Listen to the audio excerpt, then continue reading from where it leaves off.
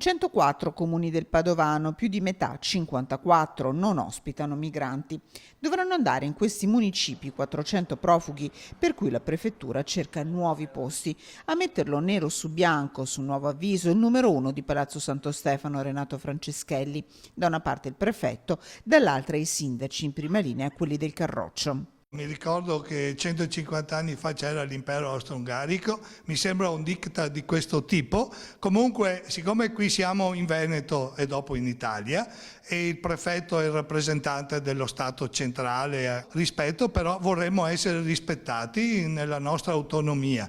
Gli fa eco il collega della più popolosa Cittadella, dove il numero stabilito dall'avviso è di massimo 80 persone. Cittadella è un comune che non ha innanzitutto strutture disponibili per ospitare persone e Cittadella è purtroppo in una situazione che riguarda anche altri comuni, immagino, dove ci sono, l'ultima graduatoria Ater nostra presenta 37 famiglie che richiedono un alloggio, di cui 11 con sfratto o privi di alloggio e 6 di queste hanno figli minori. Fronte compatto in realtà tra i 54 primi cittadini coinvolti nell'avviso, con il vicepresidente di ANCI Veneto Elisa Venturini che da sindaco di Casalserugo lancia una proposta. Allora io dico non possono essere utilizzate delle strutture dismesse oppure sparpagliare le persone sul territorio attraverso l'accoglienza diffusa.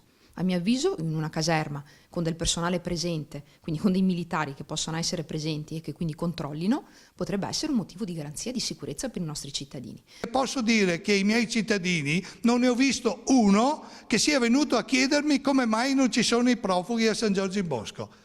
Quindi è chiaro che il comune sentire è quello del sindaco.